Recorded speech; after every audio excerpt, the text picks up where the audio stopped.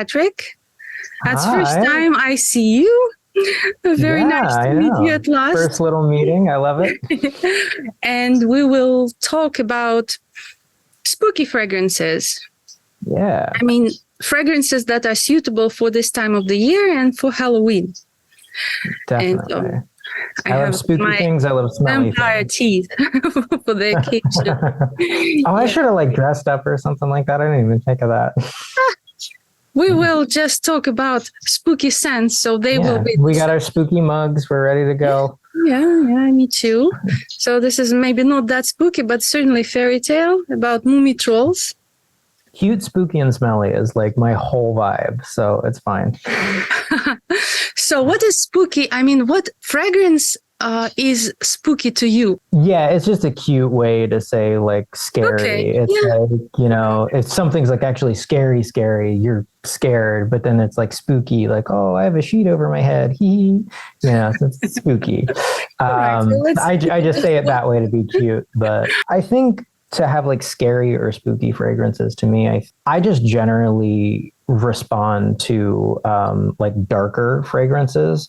I mean, if you can see my room and my whole vibe, I mean, surprise, but I'm generally attracted to things that are darker, deeper, and kind of have an edge to them. And I think, luckily, that's kind of what I would define as more suited or spooky sort of fragrances, things that are Do you have specific ingredients for that deep and dark definition?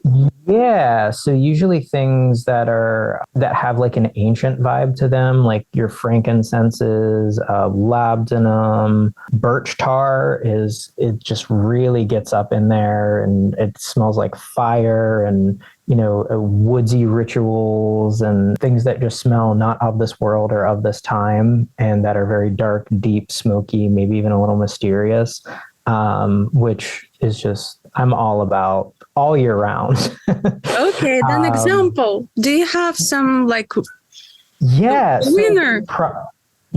I have a few here, and some of these were my bottles, and I got this. Thankfully, I do have this because you have to see the box. So I think I've mentioned this before in some of my writings. But this little gem, and this is not for everybody, from Beaufort, London, via me. I love this one, and this has I think a little bit of a cult following, but like a very smaller cult.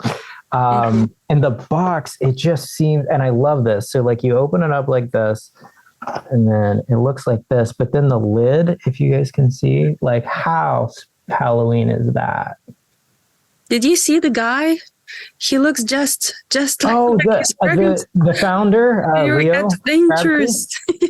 Yeah. So I actually, it was amazing because I actually really love Prodigy, the band he's from. I crank them up when I need to get stuff done. I actually listen to them while I'm writing a lot too. So I mean, I'm just so on board with what he does.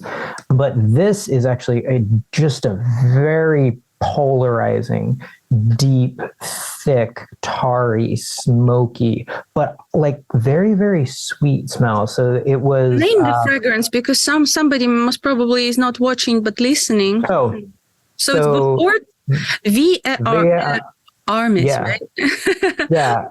So I actually looked up, because I'm bad with like some of the pronunciations of stuff. So I actually looked at, and I believe, anyone correct me, Vi et Ami.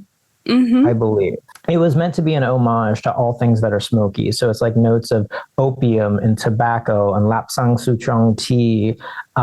It's very deep. It is so thick, but there's a sweetness to it. And when you smell it on paper, it's very, very. I have it right. Oh, hey, wonderful! Right now, yeah. And by the way, you can order this set. Well, let's to smell all of their unusual smell. Here we go. Let me see. I got my. So this I like his aesthetics fragrances, but the scariest of all is Tonnerre for me. But yeah, I mean that has a note of like blood in it. Yeah. Oh yes. It's wonderful actually, because Tonnerre is kind of almost intolerable. Yeah, there's most of the scents in this line are, and it's really cool. And I love the perfumery artistry to it, because it's like they just walk right up to that line and then they have something to pull back on. It's like it's almost going to be way, way, way too much, but they just pull it back. And I love this.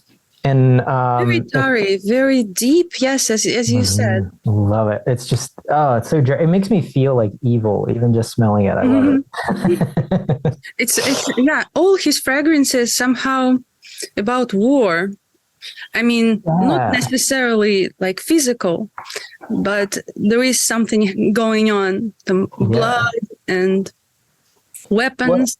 Yeah, he did it. I read he did it. Like every perfume is sort of a story and an homage to some type of British history, which is, I mean, war upon war. That's probably why. So yeah, Tonnerre is Trafalgar battle. But yeah, I think that is the first thing that comes to mind when you talk. Yeah, on Halloween. We're on the same page. That's great. That's wonderful. I have my spooky ingredients, I think. Yeah, so what are yours? Personally, it's patchouli. Somehow the most mysterious, not even incense, patchouli, because it has that smokiness, some smokiness. So some part of that vertical link, right? As smoke to transfer objects to the sky. And it's also very earthy, dumb, scary actually. And it has such a projection. So whenever you add a lot, especially those modern materials, patchouli materials, it gives the fragrance such a projection, such an insane projection. So the spookiest fragrance for me at the moment was probably Lumiere Noir. Francis Kurkdjian. Oh, okay. I've smelled most of his line, and I cannot mentally recall that particular one. Unfortunately, many fragrances are no longer available, and for me, those are the best. Yeah, I know. It seemed his line changed a lot. I mean, it's normal for a brand. So people, of course, complain, but in order to continue, this fragrance, it smells to me like a bear, actually. That's the one that that we were talking about mythology. And so Slavs, they used to worship bears because it's a scary animal, the scariest actually. And till this time, we don't have a name for bear, actually. Oh, really? Yeah. In Slavic languages, we don't. We have a so-called euphemism, medved. It means that creature that knows about honey. So, I mean, simple translation. I love it. Because, we were so superstitious and still are that we couldn't name the thing. Because if you name it, it will appear or it will harm you. Because there is names and the thing were absolutely attached together. And we have that root of the name of bear in the name of his lair, birloga, so where he sleeps. So it's bear, just like in English, because we're related, of course, languages. But yeah, it's the only word when we have that name of a bear.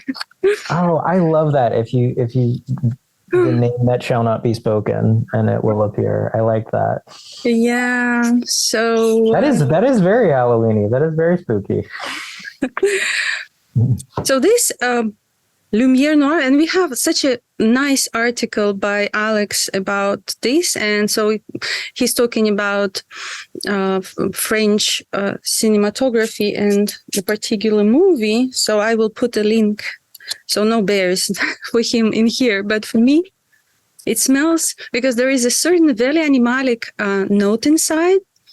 And so, of course, it's kind of sweet, a little bit like honey, but not too much, and a strong patchouli base and rose. So when you talk about ingredients, it's nothing special. Like, okay, rose, patchouli, and honey, some like amber, strong base.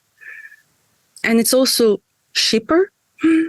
Okay. Oh, I love sheep But gum. when you smell it, and of course you absolutely shouldn't apply too much, because sometimes I did, and everybody was like around me in the store when I went to buy groceries. It was kind of unpleasant. But in a right setting, in the evening, maybe in the night, and especially on Halloween, so it's the right fragrance to wear. Because that animalicity inside, it's not horse, it's not cat, because usually like this first that comes to mind, something like big cats and bears are not like represented in perfumery. But for me, this one is that it's fur and ferocity, the scary part of the bear, and at the same time soft. And so, yeah, and it's not outlined all the way. It's just a little bit through that rose and patchouli. So this is the forest. And yeah, it's very scary in a very beautiful way. Well, now I want to smell that. Yeah, that's perfume. I think that it's one of the best in his line. Okay. It has so much to give you to think about. Is that still around, or is that one of the ones that are no longer with us?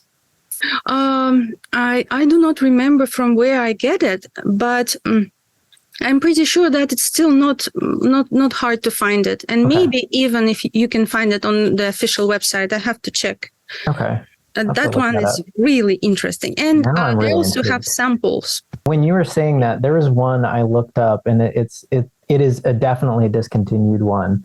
I hope he kind of brings it back. I can see why it was discontinued, because it's not for everyone. So it was from Imaginary Authors, and it was called Bull's Blood. I don't know that one. So it was abrasive. It was the weirdest, most off-putting, but intriguing, enthralling thing I think I can recall smelling. So I was a haunted house actor for about 5 years. And when I was in the basement, this is the perfume I would put on. And it has, I had to look it up because I didn't have the bottle here. Does it smell of blood? So when you first spray it, there is like sort of this metallic tinge, but it's like a patchouli, rose, costus, tobacco. And then there is a note that he lists called bull's blood. And then there's something that he calls black musk. There's this backbone of this very old school powdery patchouli rose that doesn't smell of this time. But at the same time, there's this deeply sweaty, animalic, almost sort of metallic tinge. It has sort of a little barnyard feel, and it kind of like pulls you in and pushes you away at the same time. So you can imagine that mighty creature, right? Yeah, you can really smell a creature It's near such you. a nice name. I mean, yeah, and I can kind of see why you discontinued it. It's I don't assume that flew off the shelves. I mean, hats off to him. Some people loved it. Like some people love. Even when I was trying to scare people, like in the basement, and I would have it on, and a lot of people would go like that. But some people, like I would lean in and go boo or whatever, and they go, oh, "You smell good." Like that's not what I was going for. But yeah, so that one's unfortunately discontinued in his line. I tried to find it anywhere, and it doesn't exist anymore so far. I don't know if he'll bring it back or not. I like the smell. I mean, it sounds creepy. The smell of blood. Maybe not the smell of blood, but the smell of metal. That sharp and cold smell. And we also have an article. So Matvey explained why we smell metal, and it's actually metal can't. I mean, it doesn't have smell. Physically can't. So, but it's oxidation of some fats that start smelling like metal. And for that, I mean, we have a number of fragrances, but I'm still looking for my perfect metal fragrance that is sharp. Usually it's saffron. I used for that. My favorite saffron and pink pepper. somehow they very match each other. It's Hormone de Jane Taif rose, if you know. It's actually about rose and mostly about pink pepper, but there is also saffron, and it all comes together so nicely. And such an unusual fragrance about Arabian tradition, right? About rose. And it's composed of totally non-traditional things. I mean, except, of course, rose and saffron, but they are not kind of key there. So it's a great fragrance. And also, of course, I prepared several Serge Lutens fragrances because they are, spooky and dark and so enjoyable. So we have that, again, French, Le Verge de Fer. So... Oh, you said that better than I ever would. It has to be. So it's lily and iron, right? I don't like sprays with Serge Lutens fragrances, so I usually use them like that. So it's disturbing in a way. His stuff sometimes it does definitely qualify of like smelling of not of this time and a little unsettling too. And slow, right? Yeah. His fragrances are not quick. You have to really smell them and find the time to enjoy them fully. So this is fragrances for this time of the year. And this particular fragrance, it smells, of course, of iron, some blade, and so lilies, and also very clean, actually. So if you want to like scare away all those associations, you can think about laundry. It also reminds, whatever you think you can actually summon in the fragrance, because we are so much attached. If you, as Matt once said, if you buy a shampoo in orange color that is written orange on it, and if it even if it doesn't smell like orange, you will try to connect that orange in your mind to the smell and find at least something that reminds you of orange. They did a study too. It's the same thing with taste. They presented people and they were talking about all the strawberry yogurt and, rate the strawberry yogurt and everything and tell me how you feel about the strawberry yogurt. Well, it was chocolate. And people were like, oh yeah, it's very fruity and it's almost red and it tastes just like a real strawberry, and it was chocolate yogurt the whole time. And this is actually the fact that it's not our survival sense. So all those pheromones that people try to inject in perfumes, stories, they don't work because we think more than we smell. Definitely. Yeah, they're very direct. And I heard something too, and it just stunned me because it is actually true. Our sense of smell is the only time our brain as a sensory organ directly touches the outside world. Those exact molecules from out there go up in our nose and hit our olfactory bulbs, and we process it. Everywhere else, every other sense, there's a middleman. You touch something, it's your skin. Come on, what about visual? When you see something? Visual, we have a hole in our visual field. So we're like hallucinating half the time too. So, there's a middleman, there's light reflecting off our rods and cones and it's processed through here and everything. But that very molecule hits those very bulbs and that's what processes it. And it's the only time our brain is actually allowed to touch the outside world. So if anybody's seeing this, correct me if I'm wrong. Do you have incense for, it's usually people think about incense fragrances, right? Yeah. So there's actually one I was going to grab. So this has some of the incense too. I actually think like things that are directly frankincense are actually really pleasing. They're almost cooling. I know it's supposed to be like a dark, smoky fragrance, but it's like fresh and cooling to me. I know like frankincense is really camphorous, so that might be why, but my particular brain just senses that part of it a little bit more. But the other one that I have is from Dias and Durga, It's called Mississippi Medicine, and it's based off of the Mississippian death cults. And actually, I had to look it up because Voodoo or something.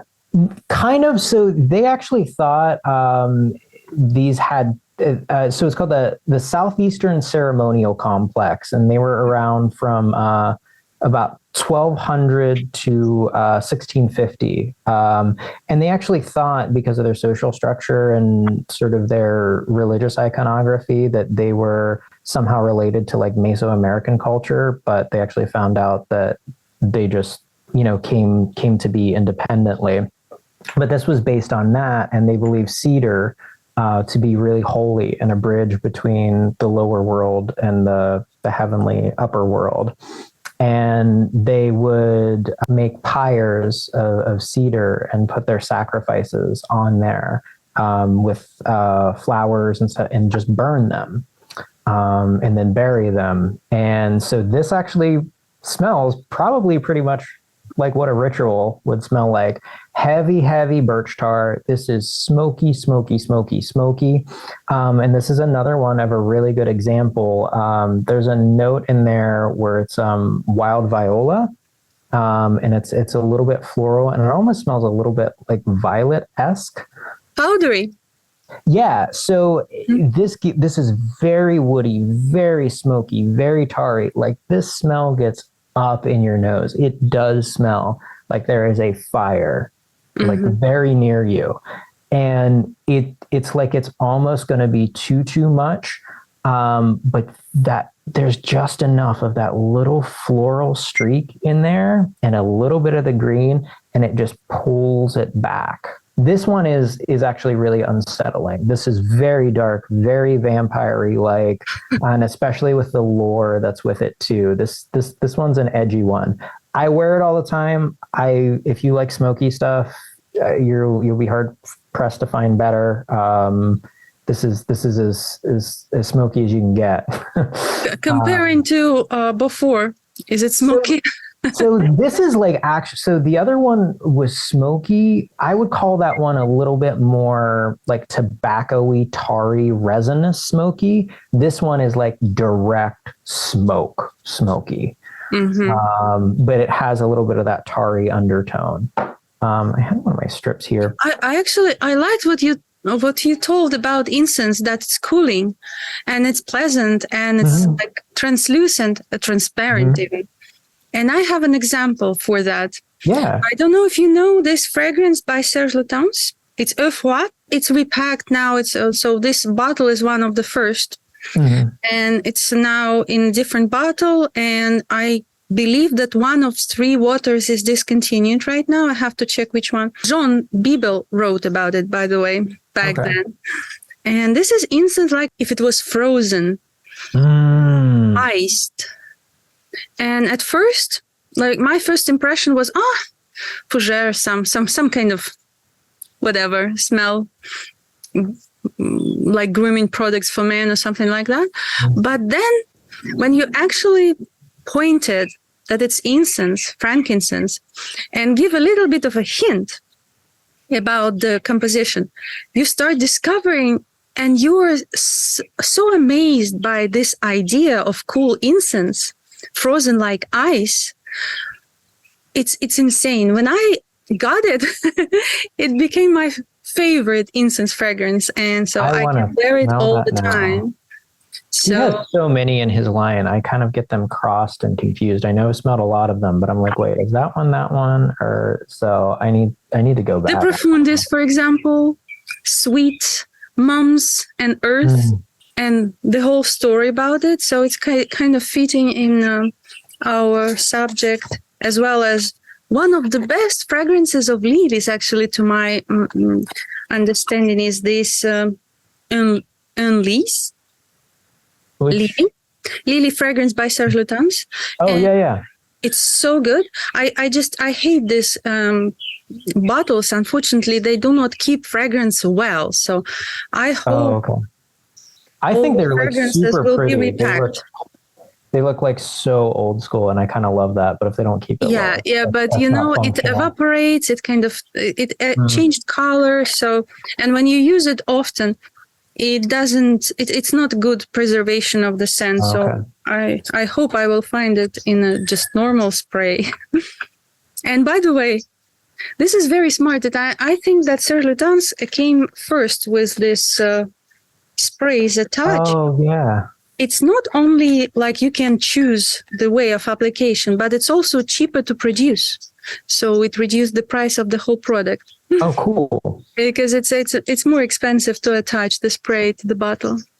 And by the way, this is the one that I also prepared. It's I hope that it's pronounced Fils de Joie. One of the latest. I think it was released in 2020. And this is one of the scariest jasmines. I mean, scariest in a good way. Because white flowers, they associate it in many cultures, especially in Asia, with death. Yeah. Because, so vampires smell good. Yeah. And this particular one, maybe it's not...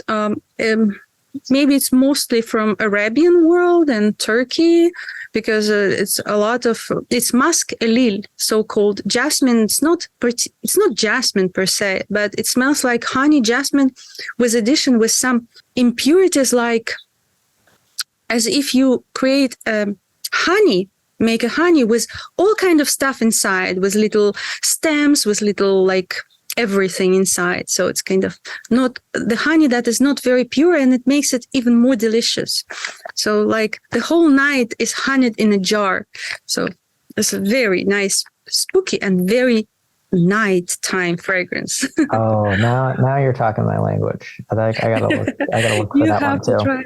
But you have to apply it just a little bit, and it's so it has such a characteristic smell that it will stay with you everywhere you go, and you constantly smell it, and it just like creates the whole aura around, because sometimes you just stop smelling fragrance, right? Mm-hmm. Because you're just used to it. But this one is just everywhere and it follows you, and you kind of yourself inside that jar of honey. A very nice feeling. You're selling me on this one. Cozy too. Yeah. Honey in general is kind of disturbing, can be in fragrances, don't you think?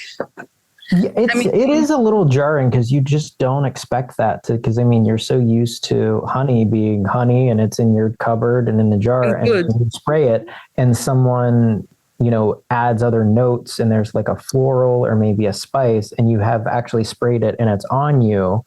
It's kind of, it messes with your head a little bit. But it's pleasing, and I like that. It can be unpleasing too, because too much honey, it kind of starts smelling like a toilet. Like sickly sweet. Yeah. I know that you like Radical Rose. I do. By Mathieu Premier. I do. I like all his stuff. I loved interviewing him and meeting him. He's the coolest guy. It was a great interview, great conversation. Actually, I learned a lot. Oh, he's amazing. Like, I could just listen to him talk I told him multiple times, I was like, you need to write a book. Like, just the way he talks about fragrance. It's really hard for perfumers. Well, I even said it in my article, like, it's, perfumer, you have to be a really special kind of person to just want to hide in a lab and then just play with like chemicals all day to make something smell good. And a lot of, and that's a very special kind of person. And a lot of times, people can do that really well, but they can't really talk about what they do as fantastically as they do it, but he can do both. Like, I liked his answer to your question when you asked him about what perfume is he jealous of, like that created by somebody else. And he said that, like, I'm not, like, it's already created. So it's in the past. I'm looking to the future, and it's like a game, like a play. So if I already know something, what's fun? Yeah. And this is so right. So I love it. Coming back to Radical Rose. So this is that rose that actually smells quite mysterious, because it has that patchouli and saffron, and it's not sweet. It's actually quite dark, and it's composed of minimal strokes that, nothing distracts you from that idea of a dark rose with sharp petals. And I love that. That was actually the rose that I've like always been looking for, because I'm a guy, like, I'm not scared of like flowers or floral anything. I don't think scent really has gender. It's a smell. It's not male or female. It's a smell. Like, let's chill. But I always want something with a little bit of an edge. Sometimes rose is like it's really beautiful. Like, I love the smell of rose. Very few people don't.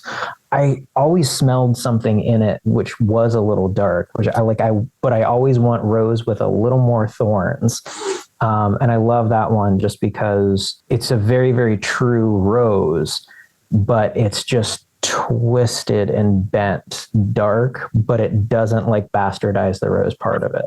And I love it. And it doesn't have that usual way, at least in my understanding, to make rose a little darker is to pump up with geranium. Because geranium is actually rose. It's very often a replacement and makes the rose deeper, not necessarily greener, but darker. When you were saying about the darkness in that rose, I instantly remembered a portrait of a lady, Frederica. Oh, yes. This is geranium for me. And I actually, I didn't like it at all. Because somehow when I smell it in an environment of store, it's just, in comparison to other fragrances, it's just too much. But when you smell it in a peaceful situation, only that, it's such a fragrance, such an amazing. I mean, not a rose. It's just a very abstract thing. But yeah, geranium and rose and patchouli. It is definitely very dark. Focus on. With dark flowers too. This was another one of my picks too. So I'm really bad with French. Nobody yell at me, but I believe because it is French, so it's Histoire des Parfums. If I'm saying let's try right. together. So it's Histoire des Parfums. Mm-hmm. Yeah, I think I kind of got it. All right, great. Yeah. I actually failed French, and so it's like one of my worst languages. So this is 1740, and of course, all of their scents are based off of years, and maybe a pivotal person that lived or did what they did during that time. So this is about the time the Marquis de Sade was writing, and so this was based off of him, and this was sort of an homage to him. And this is darkly sensual, and it's a little off-putting. It is very, very deeply floral, Davana, bergamot, and it has this like very old school French floral quality to it. So again, like white floral, because I don't remember it. It's not white floral, not at all.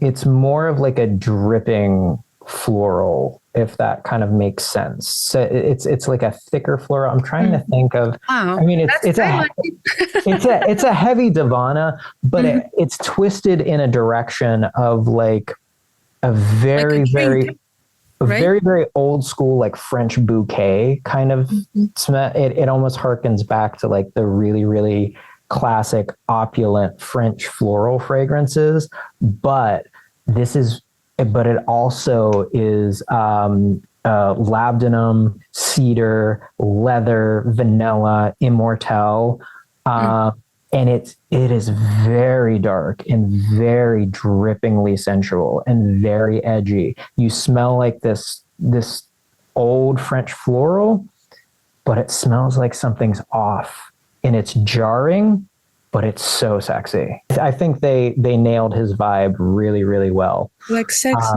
bottle. I'd like to pair it with Exit the King. You know that fragrance. Oh, yeah. That Libre d'Orange. So it also has an old-fashioned vibe, right?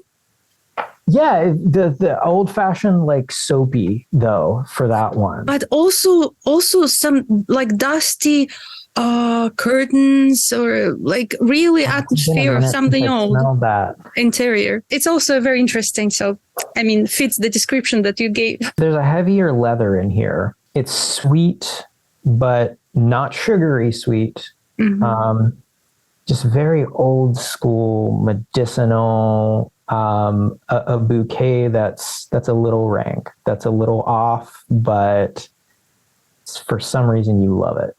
This is just so filthy sexy. Oh, nice. Oh, the filthiest fragrance, by the way, it's what it's called. It's by Jeffrey Dahmer. If you know his house. Oh, Just Filthy. Yeah. Oh my God. That's insanely dirty. I like, know so that much. one. Yeah. No, I have smelled that. I think on my dress I also have a it little somewhere. baby vial of it. Yeah. I didn't expect that filth, actually. I mean, it's fun, it's interesting, but not to go to the public somewhere. It's so personal smell. Yeah, to me, actually, I kind of wished it was a little filthier. It was Really? It was a little too like clean for me. Clean? And I'm like, am I missing something here? I don't know if my brain isn't just registering it, but I was like, okay, like I do smell some of that like filthy floral. Like I get that twist, but I was like, can you pump it? Because I saw the notes. It was like, civet and even scatol. And I was like, oh my God, this is going to have claws. And it kind of just smelled like a sweaty classic floral to me. You should have smelled it from somebody else. Actually, that's the way, because when we smell something from ourselves, it's not the right picture. I mean, it's a different kind of enjoyment, but so that's what I realized recently when I smell it from someone, any fragrance, even some, I don't know, some designer fragrance that I don't even would ever, buy something. It smells different and smells much better, and you understand it better. And for that reason, at least, the best way, if you can spray on somebody, you spray it in your bathroom. And whenever you go in, you kind of like in those, I don't know how they called. Frederic Malle used to have in his boutiques those cones that, so you spray it inside and then you smell. Because I was just recently in the mall boutiques, and they look, and I didn't know what those were. I walked in and it just looked like three like alien space pods. Yeah. And I was like, why is this here? No, that's for spraying, and you can use your own bathroom for that purpose. Because when you smell it, not from yourself, but somehow from a side, you get it better.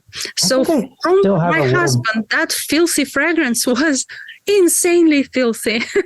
But on myself, I actually, it wasn't like that. So maybe you should spray it on someone. Don't spray it in your bathroom, though. I'm gonna bribe one of my friends to try and wear it for me. So another ingredient smell that is quite dark and also sad for me, it's vetiver. I'm not a big fan, because when I see, we talked with Matvey and Igor about that. And Matvey, so I have similar opinion about vetiver, that it's just when you see the name vetiver, you already know what is it all about, pretty much. I mean, there are different vetivers, great ones, and my favorite is by Guerlain. But so I prepared the one that I think everybody knows, Encre Noire. So it's Black Ink by Lalique. And oh my God, it's I had a bottle of that. And monotonous and and mighty. It's just like a cold water is dripping on your head all the time. That the association with this vetiver to me, very fitting for our, maybe not Southern California, but for the fall. So cold, like, I don't know, not cozy at all, like the weather. So vetiver in general, I feel like that about vetiver. So patchouli is mysterious, incense, and maybe even oak. Patchouli, incense, oak. But vetiver. I think we're like making a perfume right now. Roses are definitely, they are such dominatrixes, and they always have something to say, so for you to follow. And so one of the killer roses is Love Kills by Masque Milano. if you know. It's such a heavy geranium rose with a very nice twist of blackcurrant. I think that rose is always such beautifully decorated by some sour note, like blackcurrant instantly comes to mind. Have you smelled their tango? Yes. That is a very deep rose. And it was reformulated. Oh, really? First, it was almost unbearably dark. Oh, I love that though. Dominating. And that's what I remembered. It was a little bit like very formulated. There was another one, and I haven't smelled anything from them, but just, trying to track down odd scents. It's just what I do and what I love. I found I cannot speak to any of their smells. Mm-hmm. I do want to get them because what I've read, they're reviewed really well, and they're mainly a lot of perfume oils. I had this up here, a fragrance company called The Strange South, and their entire vibe and their names of their fragrances and the notes that are in them, it is just Halloween to the core. Their whole ethos is they're all about folklore and ghost stories and secrets in the forest, and that's their whole vibe. So what's the brand?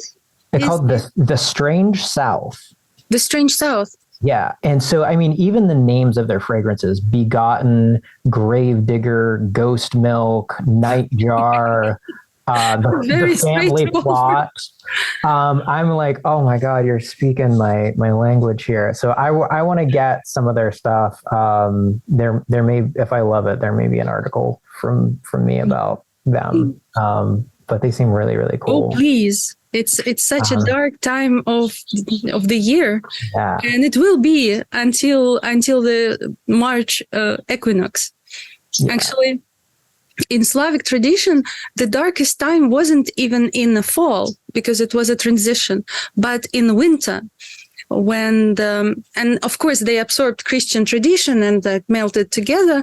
But it's not much information and a lot of sources. But for Slavs, the most sacred was the vertical, and just like day, for example, the midday is when witches and some scary stuff can go out, like grab your kid and take it.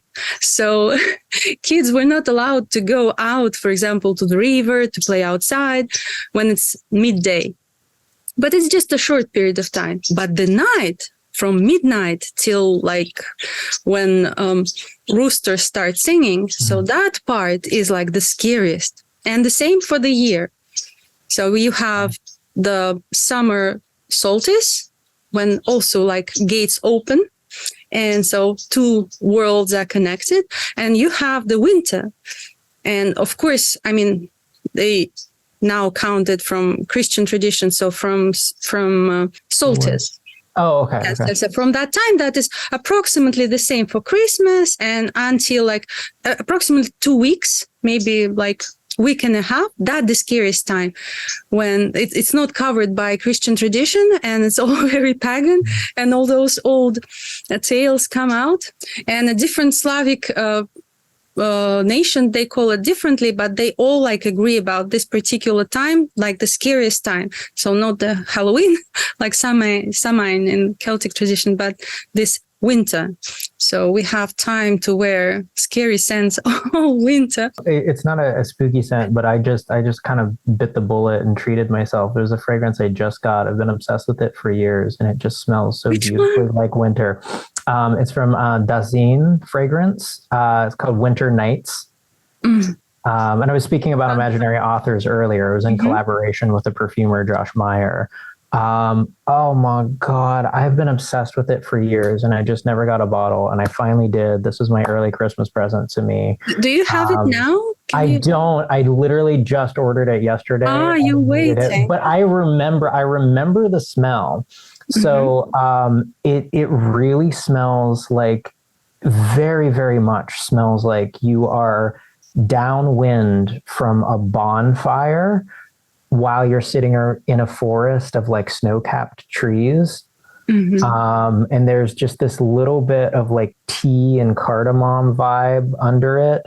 It's just so beautiful, and just so winter bonfire. I cannot say enough about it. I love it. It's not particularly spooky. It's calming. It's pleasing. It's pleasant. But I think they are about to have a presentation in San Francisco, or they just did. Yeah, about that new fragrance. I believe so. Well, yeah, I love it. I think it should be, if it's not already, it should be a cult favorite because it's gorgeous. Okay, I will try to get it. To smell it. It's a little edgy though, because they don't back off of the bonfire smoke feel at all. But there's enough calming beauty around it too, that even if you're not a particular fan of smoke stuff, there's enough there for everyone. It's beautifully balanced. There are so many nighttime fragrances now, I think. Like the new Tonka, it's a Shalimar flanker. I can't even name it. So beautiful. It's Tonka Millésime. Yeah, I saw that. Out. Yeah, I know. It sold out as soon as it was released. You can still find it on eBay, like half the price. I mean, not half, double the price. Yeah, and it's really smells like Victoria described, like starry night. And in the night, you feel humble. So there is that feeling as well when you apply nighttime fragrances, like some Serge Lutens fragrances or that particular Shalimar. Such a nice, like reserved feeling.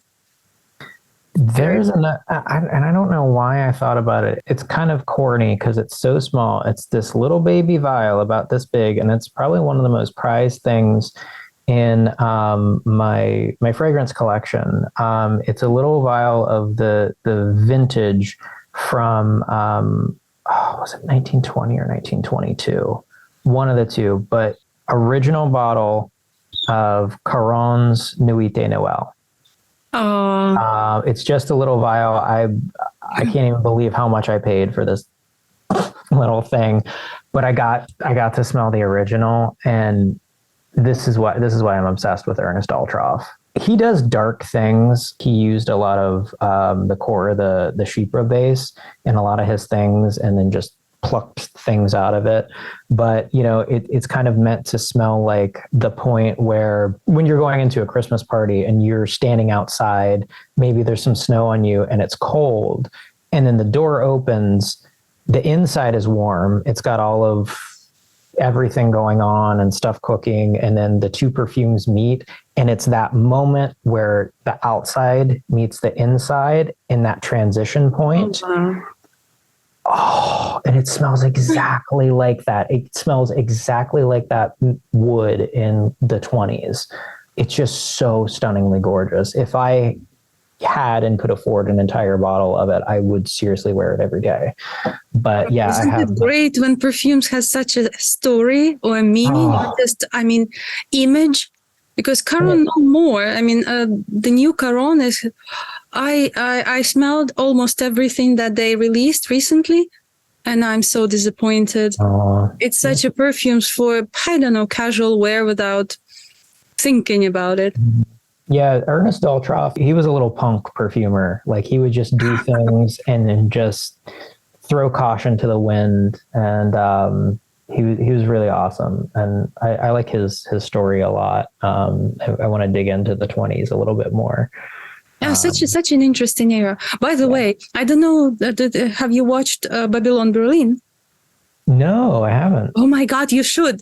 And now it's the fourth season is coming out, and this is 20s and Europe, and so everything is great about it. And it was made by Tikver, who is, maybe by Ran Lola Ran. Oh, okay. It's, oh my God, it's magic. It's very good. So you can find it on Netflix. All right. I need to catch up. There are so many series that it sounds like I live under a rock, but I don't like seek out series. Like, if I get pushed enough to watch something or enough people talk about it, I'll go, oh, okay. Me as well. But some nice stuff you just should take and pull under that rock to enjoy like I do. Oh, I wanted to mention this fragrance if I may. So yeah, definitely. By Kilian. It's L'Heure Verte, Absinthe. That's a newer one, right? Yeah, relatively. I mean, he launched something else after that, but so I think it's 2021. Okay. And it's green, smell of absinthe. Do I name it right? Yeah. Drink. Yeah, and wormwood. So that drink is made of. It's wormwood smells like so witchy. Love it. Oh yeah, it's just like a spell. Yeah, bitter, anisic, mysterious, not at all happy, but some kind of intellectual, right? So this perfume is perfect for this weather, and it reminds me for some reason of our sycamores. I love them. It's the only tree, I guess, we have besides eucalyptuses, but that is our own Californian tree. Okay. So, and it smells like dusty and green, and so it reminds me of that. And of course, the whole story about absinthe is amazing. So I would recommend that one. And the color, look at the color, such a green I think color. You might have actually, I don't know why I didn't think of this the whole time. You might have actually just named the perfect Halloween smell, wormwood. Absolutely. It just smells like witches out in a forest. I know that ingredient very well. It's somehow from my childhood. We had it so much everywhere. And so my husband also said that during the war, that Bosnian war, he was young. And so they didn't have anything to heal themselves if they're sick. So wormwood was one of the things that you can cook, make a tea. And so it's good for everything. Yeah, I love that smell. It's so dark. And then the other one that I was going to name too, and I love it, and I especially wear this when I want to feel sexy and evil.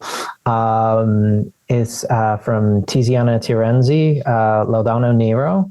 Oh, I know that one has a cult. It's one of the first.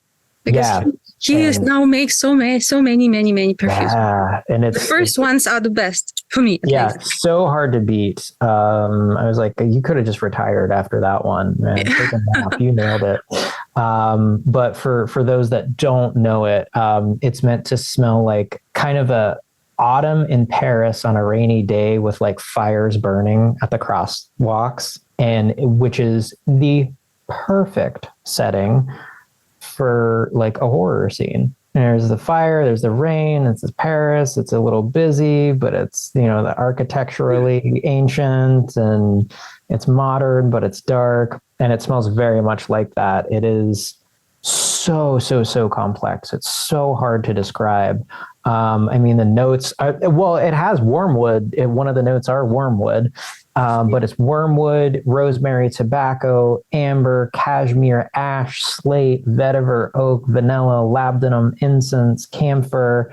It's just, the note list goes on and on and on. And you're like, how this is almost going to smell too much, but it is just so beautifully rounded and just as dark as you think it is too.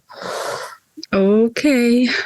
Paris is I like when perfumes smell like Paris, and whatever it is, Riviera, not necessarily Paris, France in general.